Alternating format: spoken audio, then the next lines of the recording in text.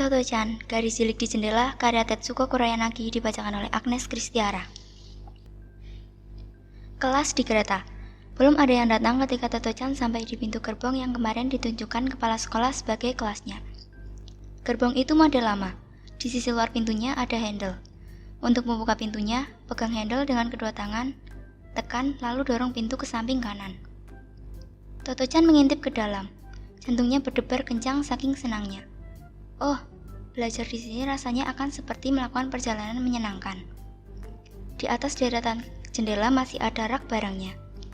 Satu-satunya yang berbeda adalah papan tulis di bagian depan gerbong dan tempat duduk menyamping yang telah diganti dengan meja kursi, yang semua menghadap ke depan. Tali pegangan juga sudah tidak ada, tapi yang lain-lain masih sama. Toto-chan masuk lalu duduk di salah satu kursi.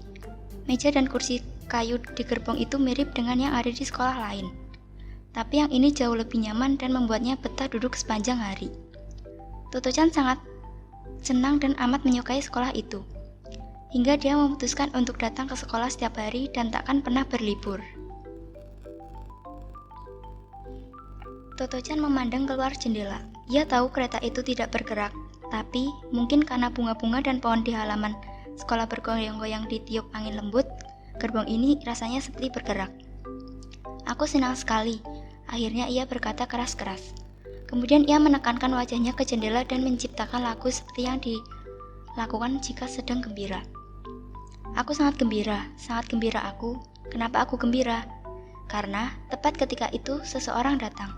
Seorang anak perempuan. Anak itu mengeluarkan buku tulis dan kotak pensil dari tas sekolahnya lalu meletakkan kedua benda itu di mejanya. Kemudian dia bersinci dan meletakkan tasnya di rak barang. Dia juga meletakkan tas sepatunya di rak itu. Toto-chan berhenti bernyanyi dan segera meniru apa yang dilakukan anak itu. Lalu datanglah seorang anak laki-laki. Dia berdiri di ambang pintu lalu melemparkan tasnya ke rak barang seperti melempar bola basket. Tasnya mental, jauh ke lantai. Wah, payah, kata anak laki-laki itu sambil mengambil posisi lagi di ambang pintu. Kali ini dia berhasil. Lemparan hebat, teriakannya disusul. Bukan, lemparan payah. Sambil berjalan ke mejanya, dia membuka tas untuk mengeluarkan buku tulis dan kotak pensil. Lemparan pertamanya yang gagal dianggap lemparan luput. Akhirnya ada 9 anak di gerbong itu. Mereka murid-murid kelas 1 di Tomoe Gakuen. Mereka akan bersama-sama melakukan perjalanan dengan kereta.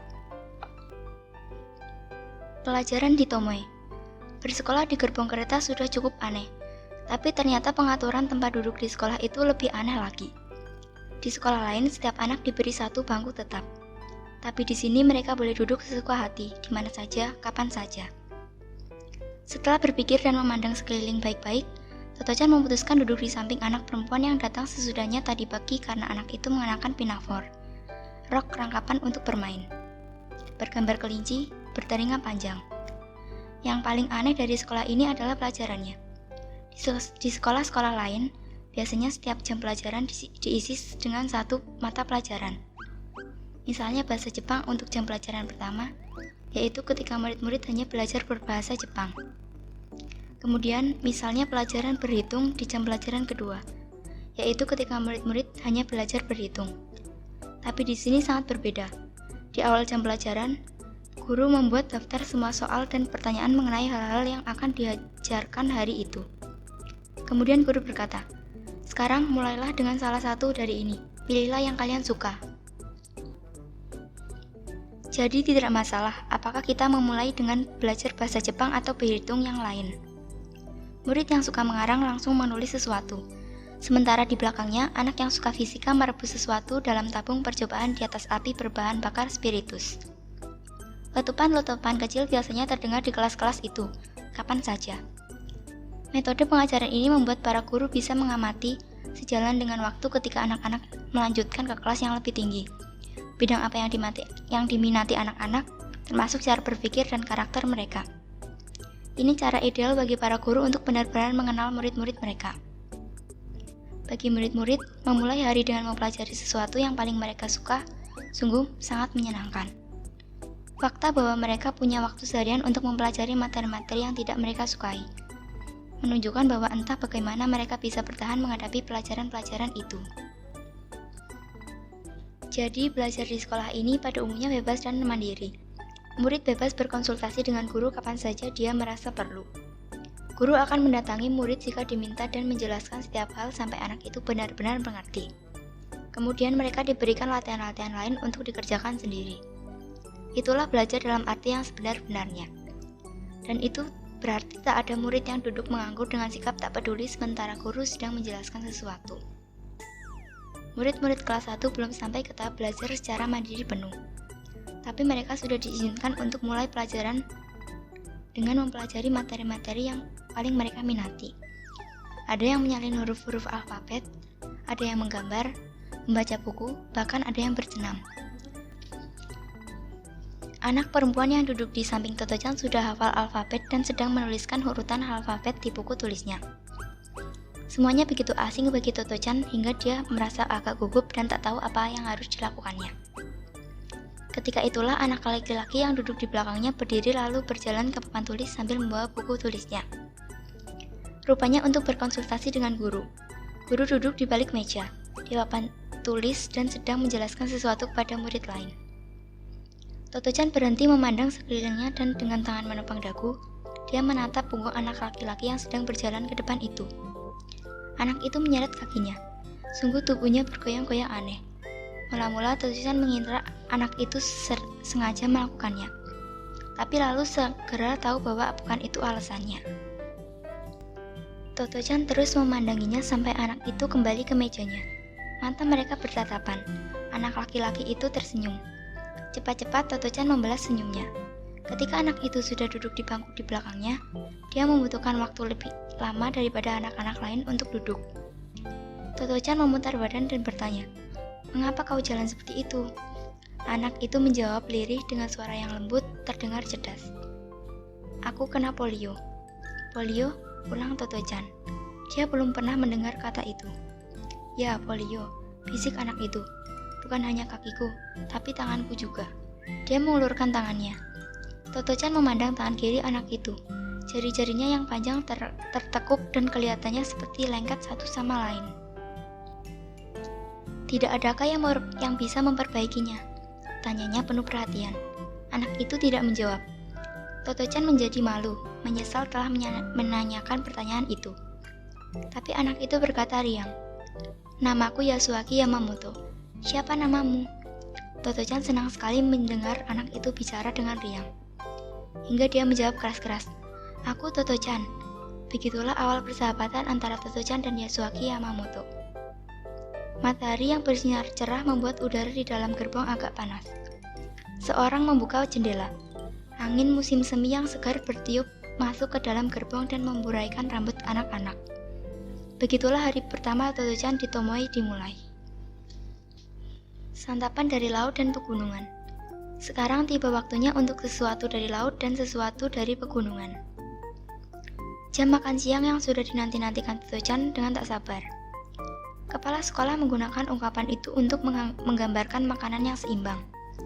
Jenis makanan yang diharapkan dibawa murid-murid untuk makan siang sebagai pelengkap nasi. Bukannya berkata, "Latihlah anak-anak untuk makan apa saja."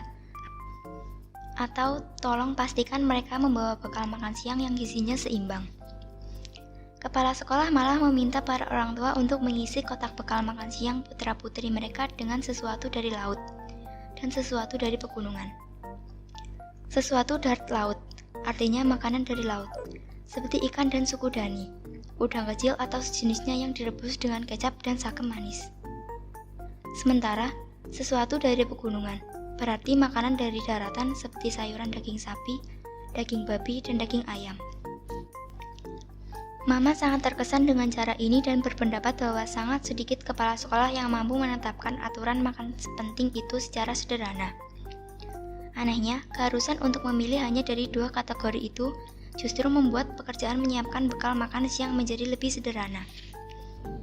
Lagi pula, kepala sekolah menegaskan bahwa orang tua tidak perlu berpikir keras atau berlebih-lebihan untuk memenuhi kedua anjuran tersebut. Makanan dari daratan bisa saja hanya kinpira gobo, sayuran yang dibumbui atau telur dadar.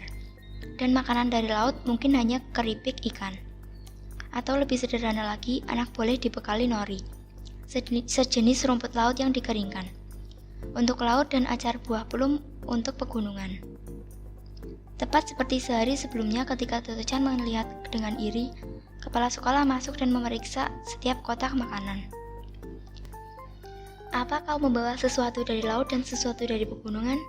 Dia bertanya sambil memeriksa bekal mereka satu persatu. Sungguh asik mengetahui apa yang dibawa anak lain dari laut dan dari pegunungan. Terkadang seorang ibu terlalu sibuk dan anaknya hanya membawa sesuatu dari pegunungan, atau hanya dari laut. Tapi tak apa, sementara kepala sekolah memeriksa bekal murid-murid, istrinya mengikutinya. Wanita itu mengenakan celemek dan memegang 2 wajan di kedua tangannya.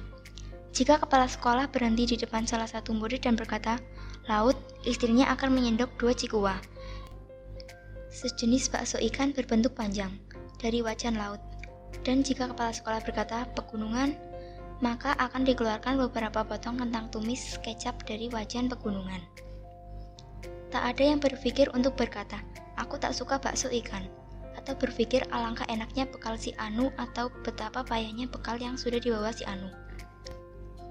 Satu-satunya yang dipikirkan anak-anak adalah apakah mereka sudah memenuhi kedua anjuran itu, laut dan pegunungan. Dengan sebaik-baiknya, dan jika sudah, mereka akan merasa puas dan senang. Setelah mengerti apa yang dimaksud dengan sesuatu dari laut dan sesuatu dari pegunungan, Toto-chan ragu-ragu apakah bekal yang tergesa-gesa disiapkan mama tadi cukup memenuhi syarat. Tapi ketika membuka kotak bekalnya, dia melihat bekal makan siang yang lengkap dan sedap.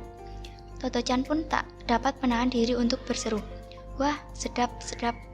Bekal makan siang Toto-chan terdiri atas telur orak-arik, buncis rebus, denbu coklat, dan seiris daging ikan kod warna merah jambu. Bekal itu berwarna-warni seindah taman bunga. "Cantik sekali," kata kepala sekolah. Toto-chan senang sekali. "Mamaku pandai masak," katanya. "Aku yakin mamamu pasti pandai masak," kata kepala sekolah. Kemudian dia menunjuk denbu. "Nah, apa ini?